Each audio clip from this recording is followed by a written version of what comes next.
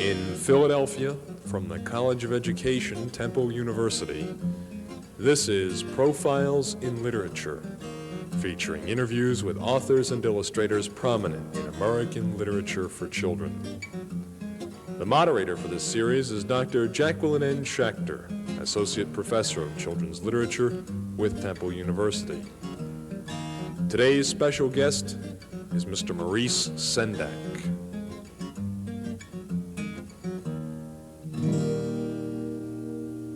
Profiles in Literature is delighted to present the outstanding children's author, illustrator, Maurice Sendak.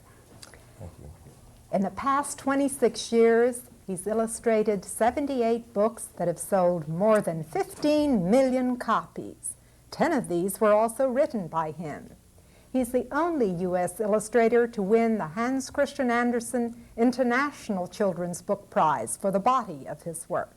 It's a pleasure to have you here. Thank you, Jacqueline. Helping me welcome you is your longtime fan, Carolyn Field, Coordinator of Work with Children for the Free Library of Philadelphia. Nice to see you, Maurice. Nice to see you, Carolyn. Joining us is an audience of teachers, librarians, students, and friends who are very much interested in your work. A special little treat now that we have is a self-portrait that appeared in the February 1977 issue of Reader's Digest. You get to compare the portrait with the real thing. Also, I asked Mr. Sendak if he would please bring some photos from his Connecticut home.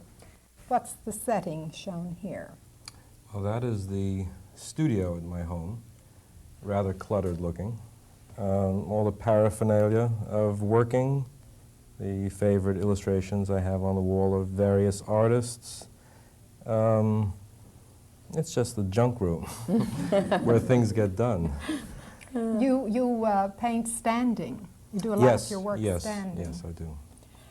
And here are your pride and joy. Tell us the names of the German Shepherds and the Retriever. Well, the Golden Retriever is Io, and the Mama Shepherd, the one closest to me in the photo, is Erda, and in the middle is her son Agamemnon, who is commonly called Aggie.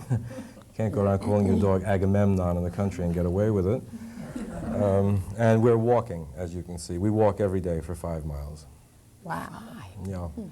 That was quite a sacrifice for you to make to come here today and skip walking. It was a sacrifice for the dogs because they didn't get to walk. And here's the final picture. Tell us, please, well, where you got that creature with you. That was a present from a fan and friend whom I've never met, actually, in Munich. And she had that especially made for me by a German doll maker, and it was sent to me. It quite frightened me when I opened the box, because I didn't know what it was. And then I had this photograph sent back to her to show her how much I enjoyed it. Since she doesn't know me or has never seen me, I fear for what she thought of that photograph. Perhaps I was permanently contorted in that fashion. Of course, this is a monster from Where the Wild Things Are. But you're not originally... The one on the left, Jacqueline.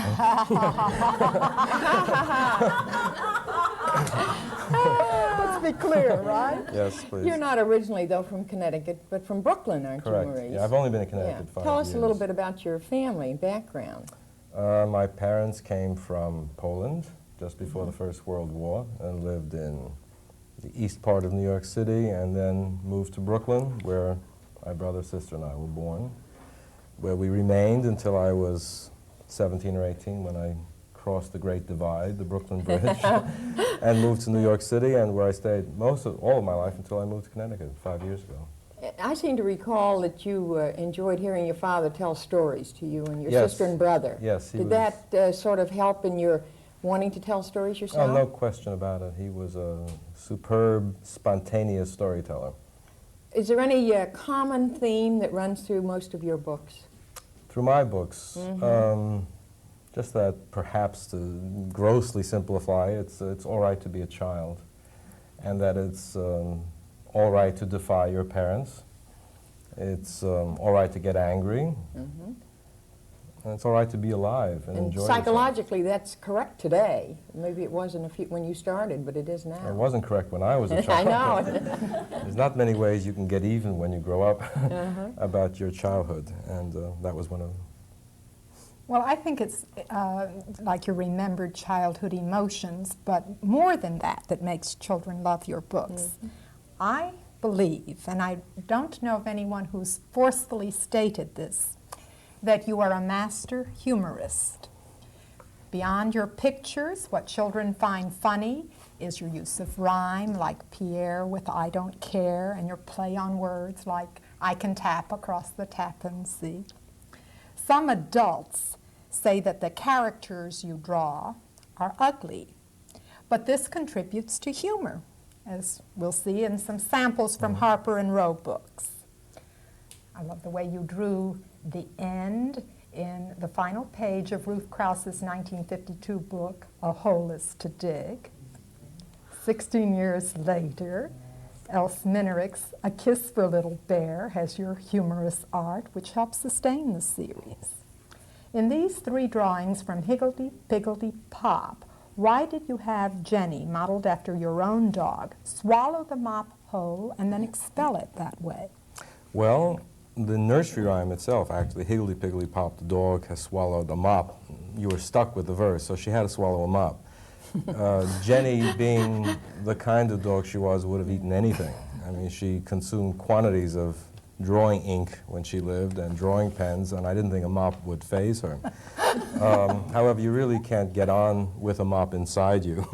And she had to dispel it, for want of a better word, as part of the sequence in the drawings. Looks like a double set of whiskers coming out. Children find it very funny. Well, what's interesting is that so many of the books are heavily and seriously psychoanalyzed and looked into while the children are laughing. Yeah. Which, of course, is what, Yeah. what I hoped for to begin with. After drawing 5 Caldecott Honor books, in 1964 you won the Caldecott Medal for Where the Wild Things Are, with monsters my pupils found amusing, not frightening. It's been known that you feel Wild Things was the first book in a trilogy and the second in the Night Kitchen, with funny Oliver Hardy bakers and Mickey in a bread dough airplane. You condensed 900 fantasies into this one. Why did you do it? I had to do it. I don't know why I did it. It was a book that was in my head for a long time. All these books are in my head for a long time. I'm just a very slow worker, and getting them finished takes years and years. But is there some special meaning behind Night Kitchen and Bakers? Didn't you see Sunshine Bakers ad once? Yeah. Well, there was that story of the Sunshine Bakers ad, "We bake while you sleep," which seemed to be so typical of adults to do wonderful things while children were excluded. And this book was a kid who stays up and see what's going on in the kitchen at night. That was used as a metaphor by many people for various things, but I literally meant it as that. And a few other things. The book was an homage to New York City. I knew I would be leaving shortly, and I wanted to say a grandiose farewell to my home. That's right. So there were any number of feelings that went into it. Isn't this skyline drawing on the back from Night Kitchen? Nope. No? Yes, I'm sorry, it is. It is. Sure. It looks New like York, Little the New Lori York went to Times features Square. of New York are Yes. throughout Night Yes. Kitchen. With the bread subway train. We have the tiny dummies you did for Night Kitchen and Wild Things. They're kept in Philadelphia's Rosenbach Museum with all of your original drawings and manuscripts. And among your tiny books for tiny people is the Nutshell Library. It's claimed anyone with a birth certificate should own this. One of the books tells about each of the months and in conjunction with chicken soup and rice. And I've asked Mr. Sendak, he's reluctantly consented, to read us the verse for January and then for September, because they're my favorite. but he needs to put his glasses on. Yes, my eyes were ruined by cross-hatching. Oh, that'll do it. That'll do it. You really want me to do this? Uh-huh. In January, it's so nice while slipping on the sliding ice to sip hot chicken soup with rice.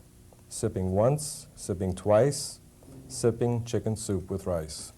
And Forgive me, September. In September, for a while, I will ride a crocodile down the chicken soupy Nile. Paddle once, paddle twice, paddle chicken soup with rice. Oh, Uh-huh, very good. very good. The reason I wanted you to do that is there's so much music. Not the way I read it. Well, there's music within these poems, and Carol certainly adds. You, last year, had your characters, your nutshell characters, meet your plucky Rosie from her own book, The Sign on Rosie's Door. They were introduced in an animated television film for which you did the scenario, pictures, lyrics, and served as director. Yeah. Maurice Sendak's Really Rosie, starring the Nutshell Kids. This film, originally shown on prime time by Columbia Broadcasting, was produced by Sheldon Riss, is distributed by Weston Woods, with the music of Carole King. And we do have a picture of the Harper and Row book version of that film. Very famous. In your notes on conceiving the film, you called Rosie Women's Lib in Garbagey Costume. I did? You did. Now, I'm not sure how women's lived. Why did you think of that? Well, I'm not going to worry about that. You're not going to worry about that. No. I Women- think Garbagey Costume was in reference to the real Rosie back in the 40s, who I observed from my window. Did Wearing literally pick the garbage for garbage some out. of the things she wore. This was one of her better gowns, as a matter of fact, presumably from her mother's wardrobe.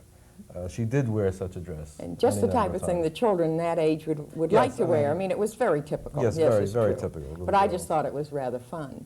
How did you find the filming experience, Maurice? Both wonderful and arduous, since it was a new medium. I'd not For had you, to deal yeah. with it before, or with animators, or transforming from one form to another, the book form, and then film. It's quite different. And so it was a good deal of fun. I worked in close collaboration with the artists on the film, drew thousands of drawings for them, and had to re-see Rosie from scratch, in a sense. How did she move? How did she sit? How did she lean, walk, all the rest of it? It was fun. Well, did you have to work with anyone else on the scenario, or was that No, yours? the scenario was that mine, was, and that was good. yes, and that was like having to recreate a whole new book. And I went back to early files, which I keep on Rosie, experiences that she had, and dialogue and language, which I take from my files and put in. The whole episode of Chicken Soup's death is based on an actual event where she pretended her grandmother was dead, which was very funny. That's funny. Doesn't sound funny, but it was. Well, I know you said that Where the Wild Things Are and In the Night Kitchen were a part of a trilogy. So are Yeah. you working on the third book? I'm working And on the third Is book it going to now. be a boy, or is it going to No, be it's a a girl? girl, or- as a matter of fact. It's a girl. It's a girl, yeah. And are you working on other things too? No, Or if you no, you're that just is- that working, is- concentrating Tell on us that. about that. Yeah. Tell us about I it really a little bit. don't rather? want to. Yeah, All right, no, perfectly wait, honest. we'll all be surprised. Okay, fine. Maybe he'll be in Connecticut now that he's finished with New York. When you're doing a picture book, do you think in pictures or in text first?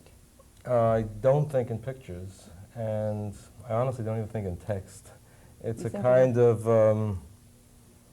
an emotional feeling. I mean, they're almost memories more than ideas, certain needs that have to be expressed, and then they're very amorphous, they're very strange.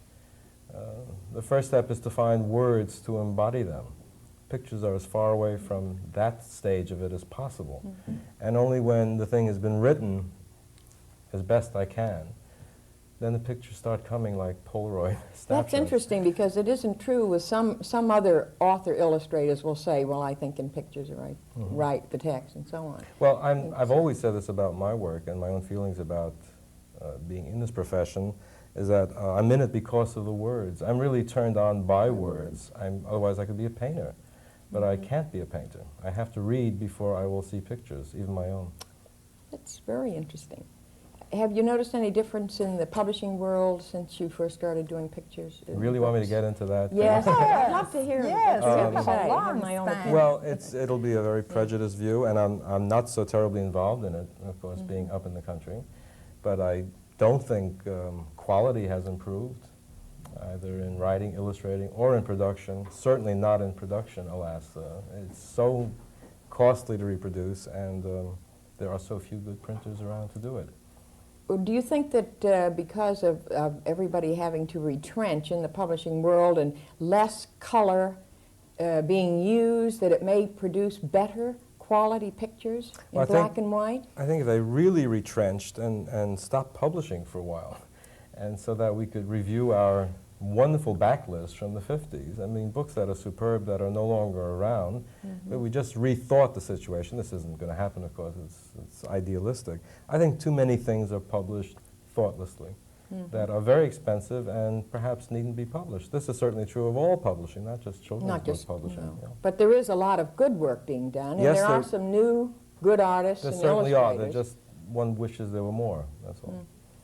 Were you ever influenced by artists that you knew or pictures you had seen Constantly. in the beginning? I rip off everybody in sight. Do you? Oh, no. But Oh, I you're so, do. your style is so distinct, though. Well, that one because thinks you were I rip born off that well. way. Yeah. The question is, there's no harm in ripping off, but you must disguise it sufficiently so that it But it becomes, becomes you. To rip off and casually put it down just the way it came is just, gross stealing. That's no fun.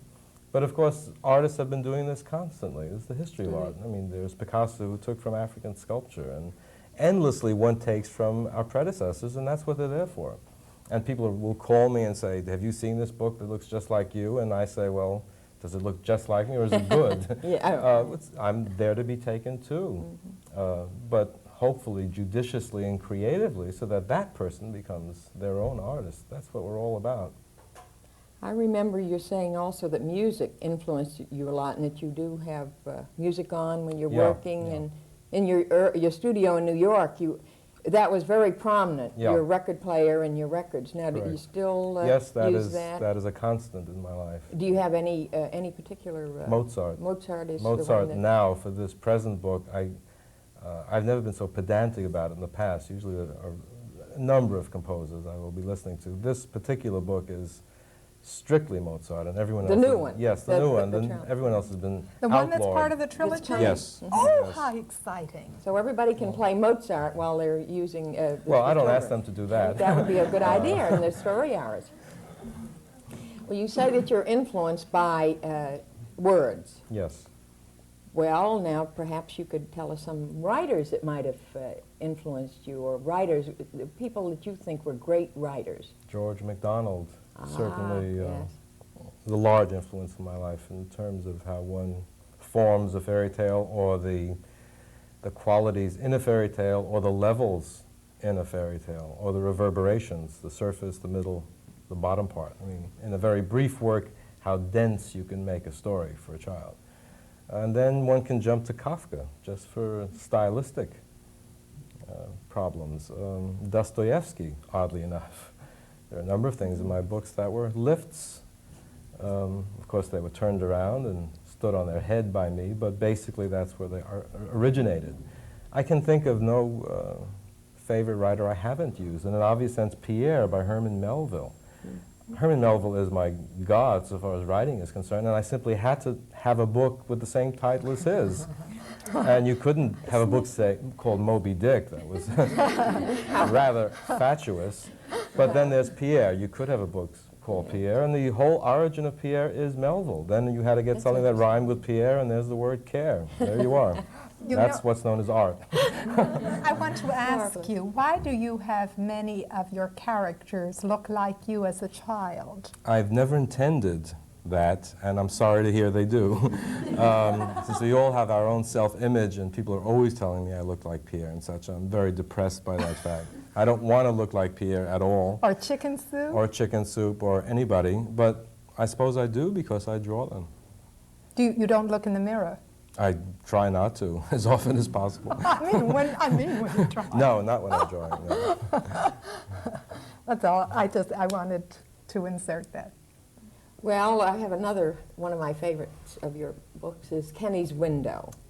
That was your first, the Yes. first book you really wrote, and Yes. I think it's one of the greatest books for children, per se, because children understand it.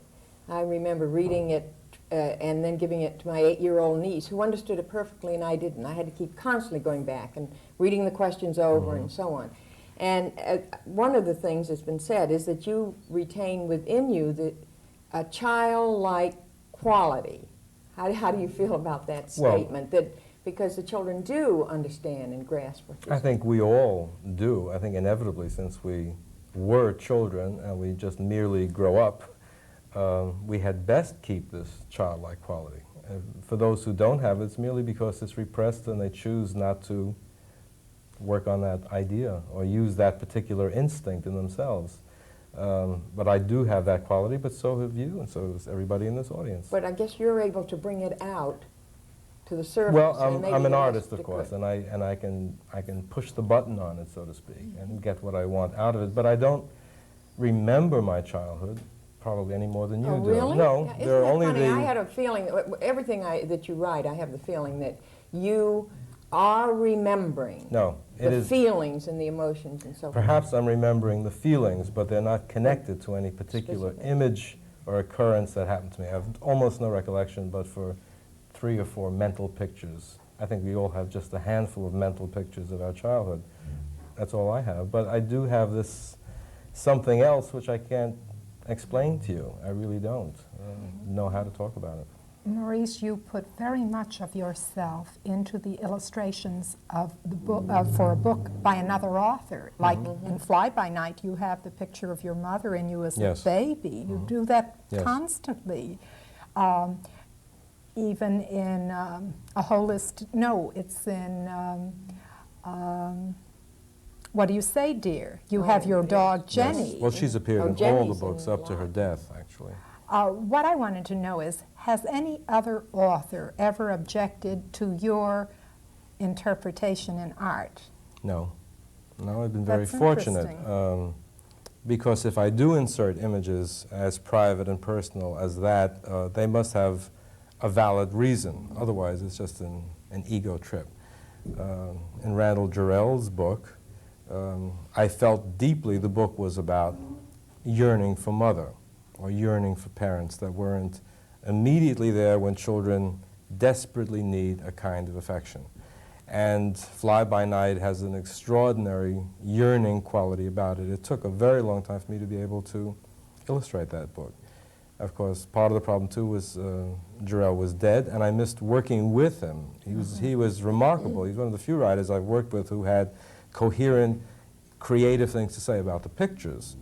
When I did do the picture of my mother in that book, it was because I missed my mother as much as he was missing the mother in the story, and there was a reason for putting my mother in there. I felt it was a good reason, and not just my displaying her in a book. I'd never done that before, actually. You don't often consult the author when you're doing illustrations? Only if the author is consultable. Occasionally they like to work very closely with you, as Ruth Krauss, but Ruth was a great exception in that she knew everything about bookmaking. She was my education in bookmaking. There's no one quite like Ruth. Elsa Minerick was timid about discussing it because she felt, well, the illustrations were my job, but I stayed in touch with her and showed her everything I did. And Jarrell was much like Ruth Krauss, but some of them really are quite indifferent to the process, and they finish with their part of the book, and now you have it and do your job. Tell us about the role of Ursula Nordstrom in your life. Well, that would take a year and a half. His editor, senior editor now Yes. from Harper & Row. Well, we've been together for over 25 years in terms of everything I've written. She has edited and worked with me. And I can't imagine not working with Ursula. We now have a kind of instinct about each other's work. I'm working with her now on a new book, and it's the same good feeling. Well, That's Ursula's really- one of the great editors Yes, in I the think that's children's safe book to world. say, yes. Yeah. But, She's unique, probably. You don't know what that new book is going to be called, do you? Yes, I do.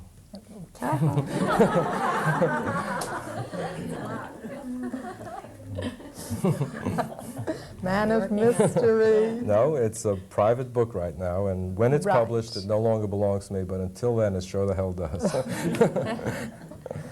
Stay away. You have done a number of the fairy tales, and of course, fairy tales, folk tales, originally were for adults anyway. Correct. And I think that the versions that you use and so forth are really adult. A lot of children will enjoy them, but basically are adult. Do you find any difference really in illustrating for children or for adults per se when you start to illustrate? Well, I You're don't using illustrate for adults. But then again, of but course, I well, don't I'm illustrate just for saying. children either. I don't You make d- these categories in my mind. I really don't. I mean, You- I'm not conscious of any audience while I'm working. I'm only desperately in need of satisfying myself as an artist. And then later, hoping other people will like it. Children, college people, grown-ups. I'm indifferent to that at the beginning. But I couldn't give you any rule of thumb in terms of how one feels about illustrating. I don't ever think in those terms. Thank you very, very much, Maurice Sendak. Mr. Sendak releases the child within him and records him in ink, magic marker, or watercolor and manuscript. His books, often created to music, are far from sugary sweet. His young readers find them humorous because they sometimes expose taboos as the artist grows freer with each work. Children who also want to be free identify with them. One little identifying boy wrote, "How much does it cost to get to where the wild things are? If it's not too expensive, my sister and I would like to spend the summer there. Please answer soon." Wonder what you told him. Thank you. It's been great having this chance to know you. Thank you very much. I enjoyed it. Thank you, Carol.